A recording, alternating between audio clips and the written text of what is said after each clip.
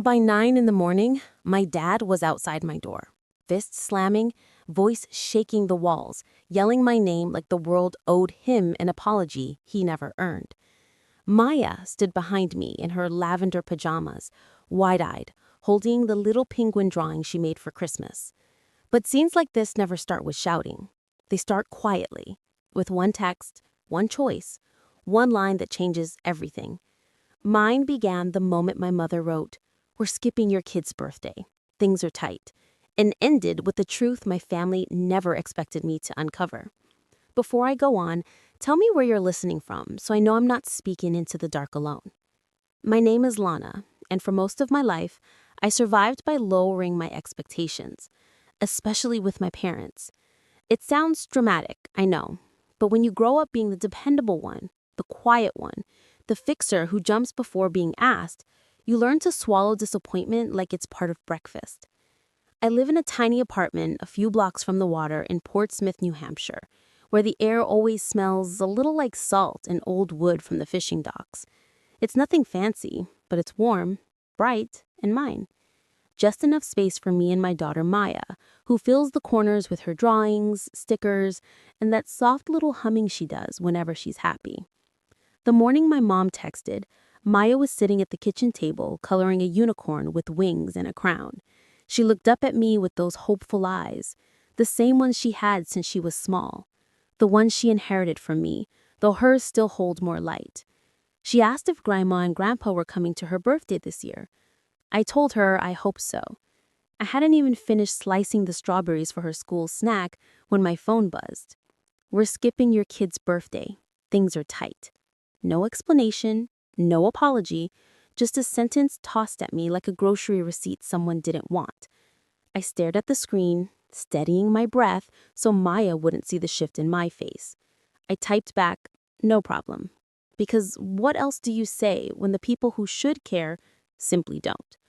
But it wasn't no problem. Not for me, and definitely not for Maya. I moved through the rest of the day pretending everything was fine. I helped Maya glue sequins on her drawing, answered work messages, ignored the pinch in my chest every time that text resurfaced in my mind. I tried to be rational. Maybe my parents were struggling financially. Maybe something unexpected came up. But then I remembered the months I covered their electric bill so they wouldn't lose heat in the winter. The years I paid their phone plans when Dad bounced between jobs again. The car repairs, the late-night money transfers, the emergencies that only ever went one way. My parents loved to talk about loyalty, mostly when they needed something. Maya's birthday came later that week. She wore her little purple dress and asked if we could bake cupcakes instead of buying a cake. Rain was tapping sideways against the windows, so we laid a picnic blanket in the living room. We played her favorite Disney playlist, opened a few small gifts I'd saved up for, and two of her classmates came by, kids whose parents were kind enough to drop them off despite the weather. She laughed, danced, and tried to enjoy every second. But when the day quieted and her friends left, she walked to the table, picked up a cupcake, and stared at the single candle I'd saved just for her. "Maybe next year," she whispered.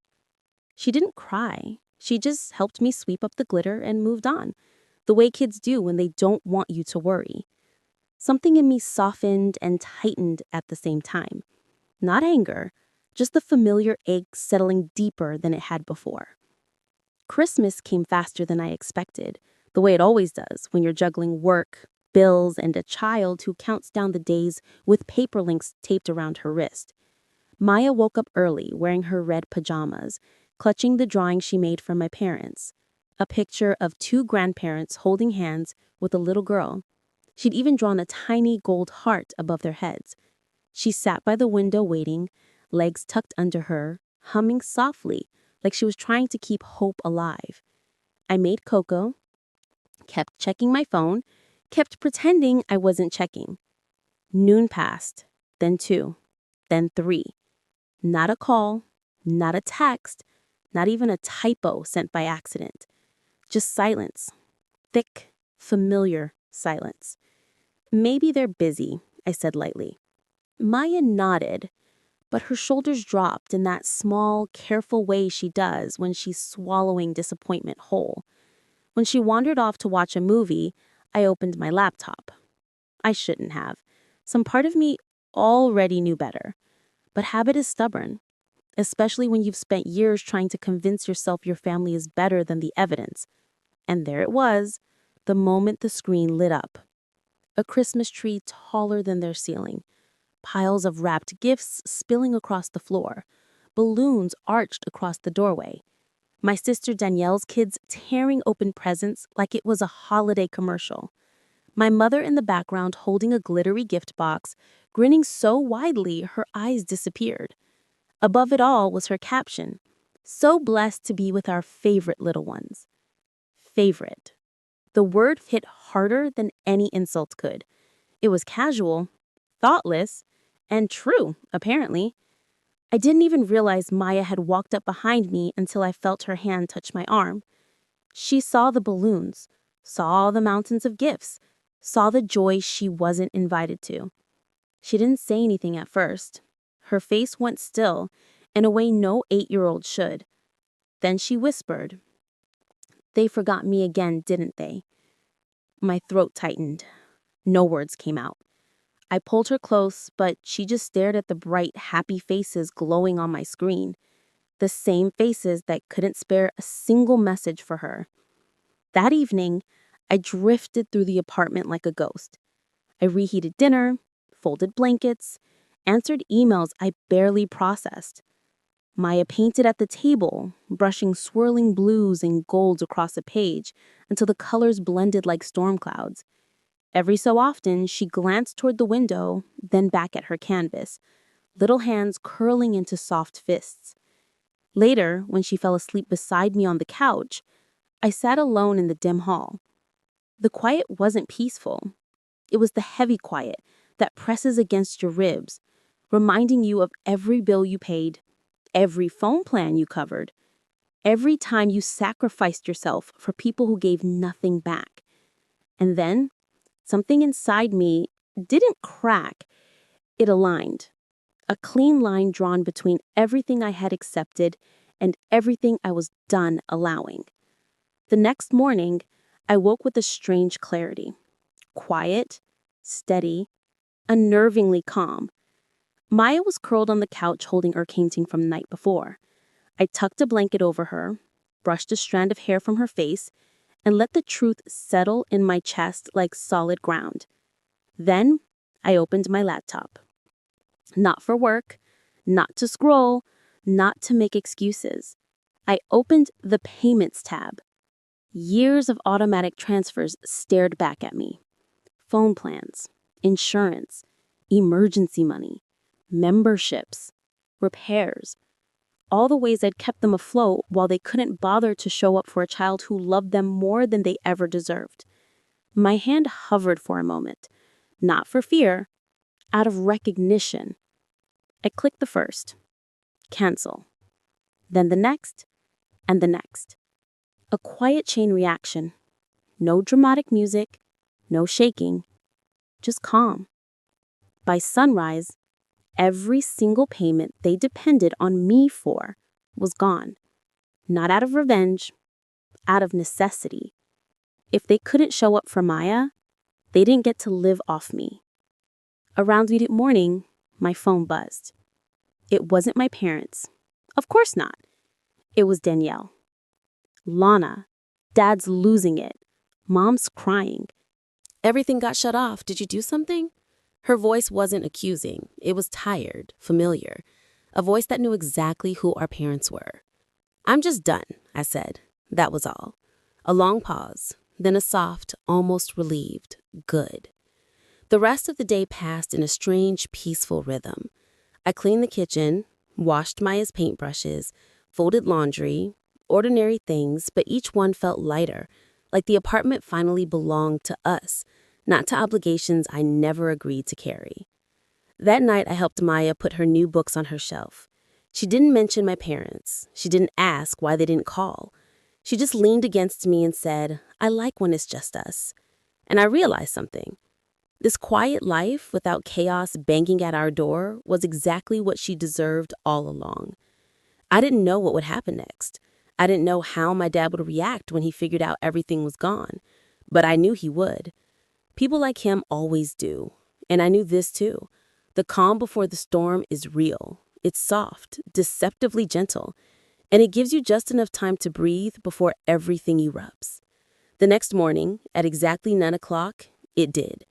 The pounding started sharp and furious, rattling the frame of my front door like someone was trying to break it down. Maya jumped, almost dropping the cereal bowl in her hands. I set the bowl on the counter and gently pulled her behind me, my heart steady but heavy. I knew who it was before he even yelled my name. "Lana, open this door, now." Frank's voice boomed through the hallway, loud enough that one of my neighbors cracked their door, peeked, then shut it again. I took a slow breath and unlocked mine, but only opened it a few inches. His face filled the gap, red and wild. The kind of fury that comes from losing control of something he thought he owned. "What did you do?" he spat. "The phone's dead. The insurance is gone. Even the damn membership. You think this is funny?" Behind him, Joanne hovered with her purse clutched to her chest, eyes darting around like she wanted to say something but couldn't find her voice. And standing slightly off to the side were my Aunt Rita and my cousin Hallie, arms crossed, postured like a jury that had already decided the verdict. I didn't flinch. "Everything I was paying for," I said softly, "I stopped paying for." Frank shoved at the door with his palm, trying to push his way in. I blocked it with my foot so he couldn't cross the threshold. His eyes flicked past me and landed on Maya, who was peeking from the hallway, fingers curled around the edge of the wall. "You're dragging her into this," he snapped. "You're poisoning her against us. You're trying to turn her against family." "Family?" The word almost made me laugh. "You mean the same family who skipped her birthday because things were tight and then posted a Christmas celebration with balloon arches and mountains of gifts for Danielle's kids?" Rita scoffed. "That's not the point. You're being dramatic." Hallie lifted her chin, arms tightening across her chest. "Everyone's talking about how you're overreacting again. You always make things bigger than they are." Maya stepped out a little further from behind me, small but steady. Her voice was quiet, but every word landed. "They forgot me," she said. "They forgot me again." The hallway went still. Frank broke eye contact first, his gaze shifting to the floor for a half second before he scoffed and shook his head. "Kids don't understand these things. Adults have responsibilities, bills, priorities." "Exactly," I said, "and for years I covered yours." His face twisted. "What the hell are you talking about?" I stepped fully into the doorway then, letting the truth fill the space between us. The phone plans, the car insurance, the repairs, the emergency money. Every time you needed something, you called me and I paid without a second thought. Joanne winced. Rita frowned. Hallie muttered. "Everyone helps their parents." I held up a hand. "But when Maya needed you, when she stood at the window on her 8th birthday waiting for you, when she made that drawing for Christmas and sat in her pajamas holding on to hope you'd show up, you gave her nothing. Not a call, not a message, nothing." My voice didn't rise. It didn't need to. Frank's jaw clenched hard enough that I could see the muscles twitch. "He were busy," he said. "Yeah," I replied. "Busy celebrating Danielle's kids. Busy posting about your favorite little ones. Busy making my daughter feel invisible." Joanne finally spoke, her voice thin and trembling. "We didn't mean it." "You never mean it, but you do it anyway." Frank's anger flared again. "None of this explains why you shut everything off without warning. Do you have any idea what kind of mess you've caused?" I tilted my head slightly. "That's not the real crisis, is it?" His eyes narrowed, the rage flickering into something closer to fear. "What are you implying?" I stepped back inside, grabbed the printed packet I'd left on the entry table, and returned to the doorway. I held it out toward him.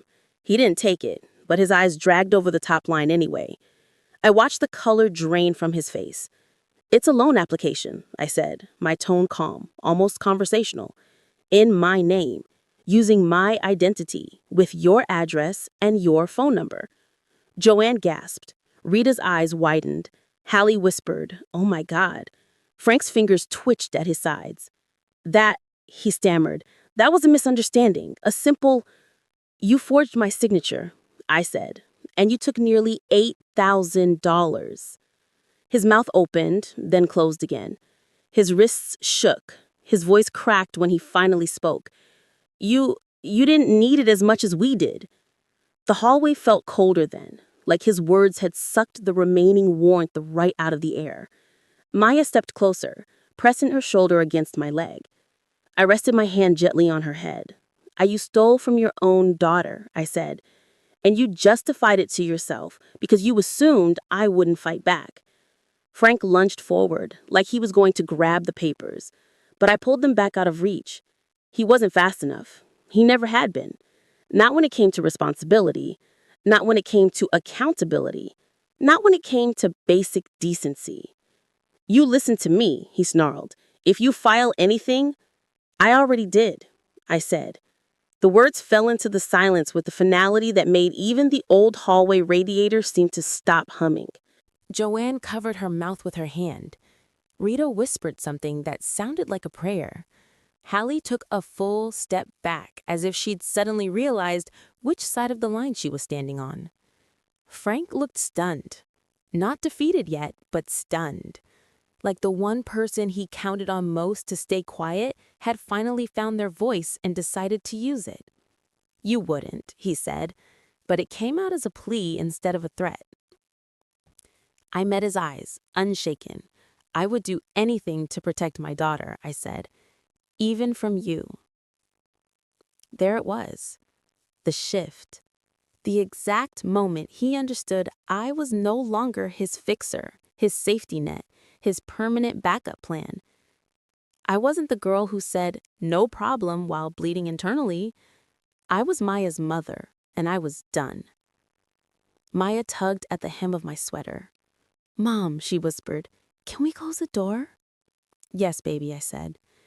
I held Frank's gaze for one last second, just long enough for the truth to land where it needed to. Then I closed the door. This time he didn't try to stop it. He didn't have the right. The silence that followed was almost unreal. Heavy, dense, but clean in a way I hadn't felt in years. Maya leaned into me, her small hand gripping the edge of my sweater like it was an anchor. I scooped her up, carried her back inside, and locked the door, not out of fear, but out of protection. For us. Over the next few weeks, everything shifted. My parents didn't show up again, not with apologies, not with explanations, not with half-hearted attempts to stitch over what couldn't be fixed. Distant relatives sent long messages about family unity and letting things go. Then it went suddenly quiet when I didn't respond. Rita posted vague quotes online about ungrateful daughters, and Hallie eventually deleted half her comments when people started asking questions she couldn't answer without telling on herself. Danielle was the only one who checked in honestly. She stopped by one evening with a bag of groceries and tired eyes. While Maya painted at the table, Danielle stood by the counter and admitted she wasn't surprised about the loan. He tried something like that with me a few years ago. Didn't get the chance to finish it. I let out a breath I didn't know I'd been holding. It wasn't comforting exactly, but it was honest. And honesty is a rare gift in families like ours. Inside our apartment, life slowly softened. Maya started painting again, this time with brighter colors and bigger shapes. Wide sweeps of orange, turquoise, bright pink. Her art teacher at school sent an email saying one of her pieces had been chosen for the front display at the Winter Art Show. The night of the event, Maya stood beside her painting with her hands clasped behind her back, that quiet, proud smile on her face. She has a real gift, her teacher told me. For the first time in a long time, I believed it without doubting whether I was allowed to. Around the same time, I got a raise at work.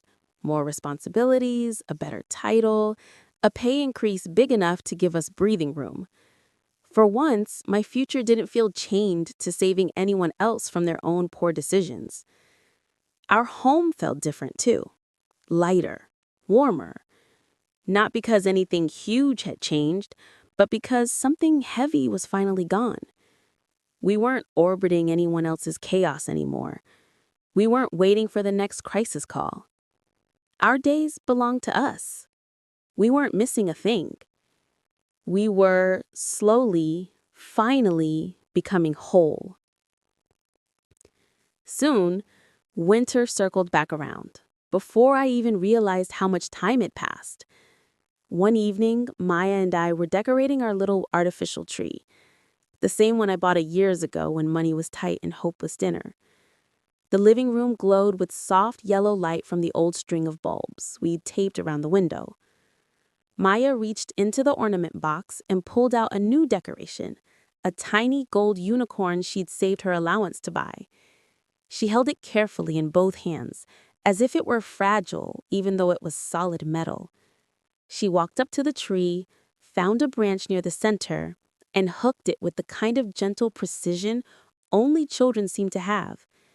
She stepped back, admiring it with this quiet pride that made something warm bloom in my chest. "Do you like it, Mom?" she asked. "I love it," I said, and I truly meant it.